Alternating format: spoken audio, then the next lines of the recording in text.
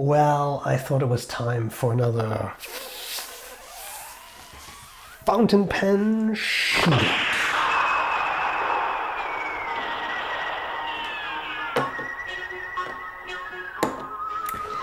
And today this is by request. Someone requested that. It made a lot of sense to me. The Jun Line 930.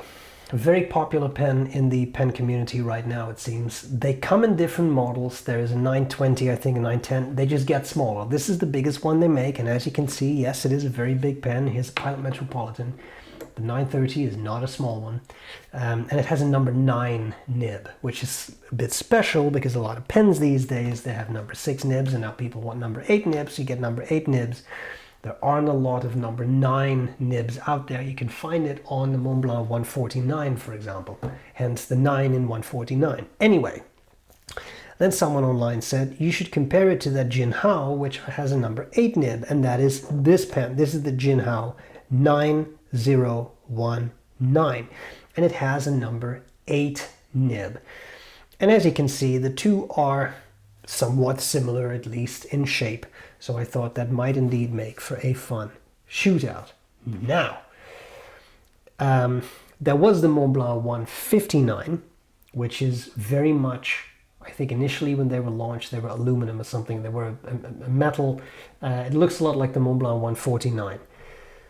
The 930 also looks like a Montblanc 149, but it's bigger. I would say this 1919 is a bit closer. I don't have a Montblanc 149. I do have a Conan King size, and it's almost 1-for-1, almost in size as a 149. So that's about what we're looking at. The 930 is huge.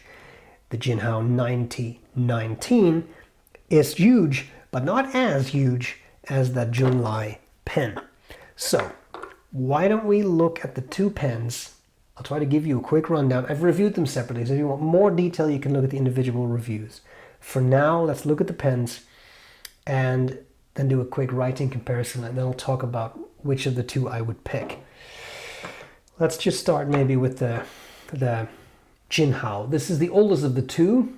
At least it's been around the longest, I should say. It's not super expensive. I have seen these on AliExpress for about $21, so that's really not that bad. It has Jinhao on the clip.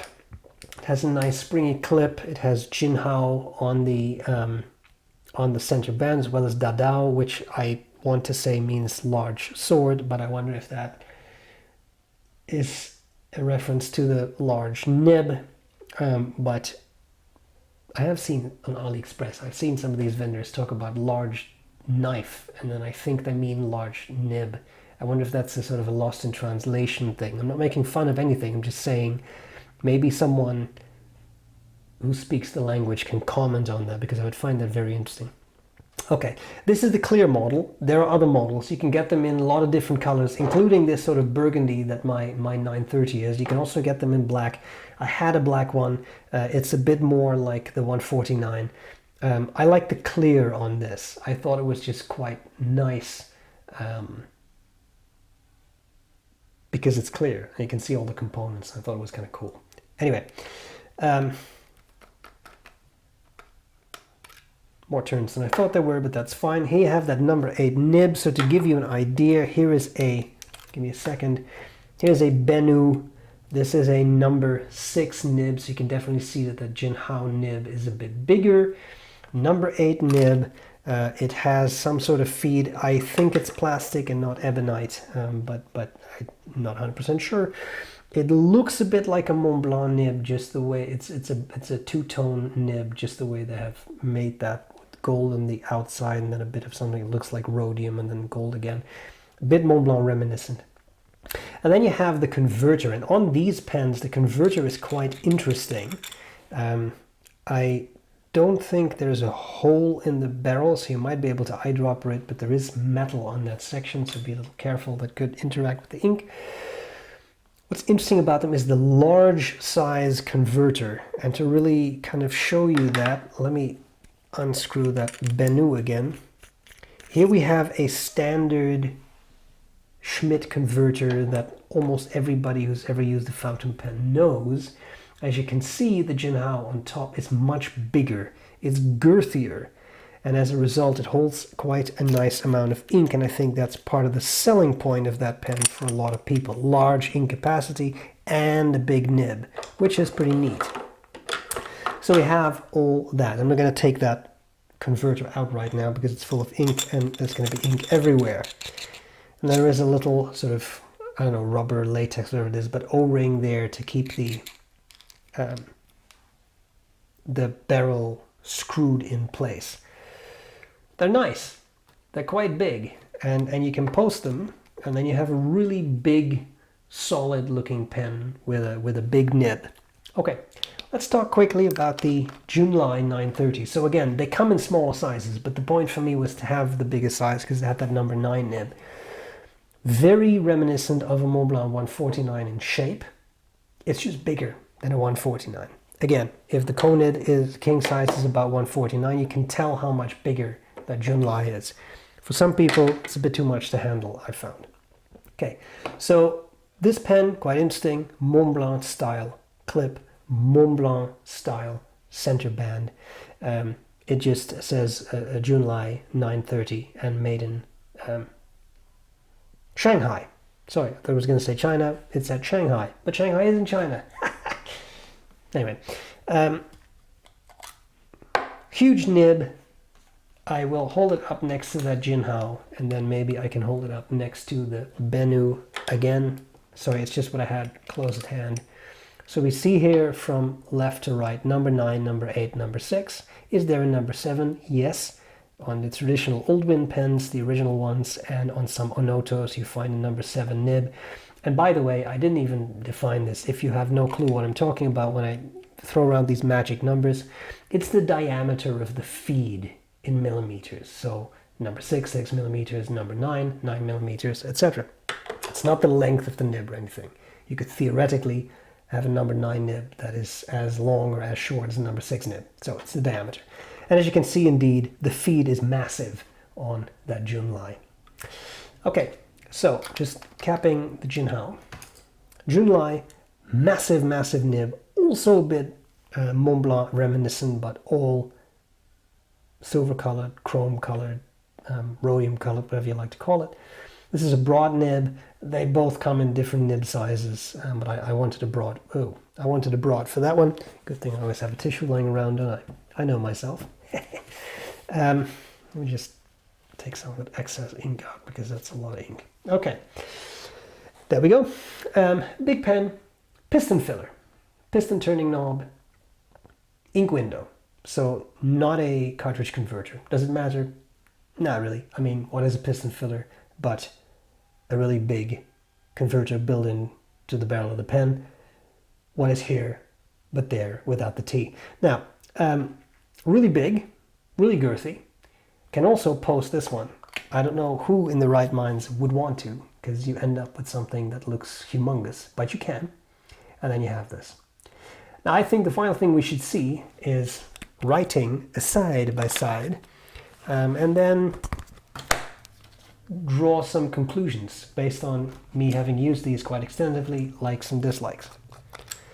The ink of the day is Telegraph blue. Nice ink. And really useful bottles, really wide neck, easy to use. Okay, I am posting this one. Here we have the Jinhao. Sorry, I put the O first when I was writing with it. We have the 9019, and I was just double checking the nib. This is a medium nib, and again, it's Telegraph blue. It's a girthy boy when you write with it. It's big to hold.